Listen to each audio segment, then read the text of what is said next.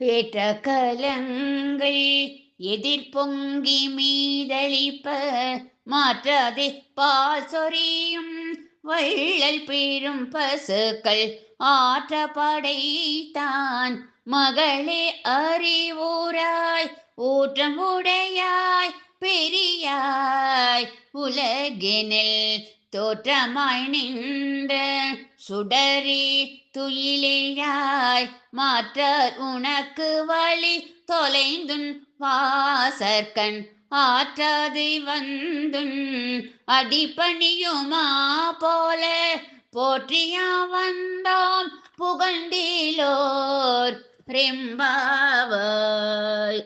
இன்று நாள் மார்கழி 21. திருப்பாவை பாசரம் 21. பாடியவர் PS ஹேமலதா.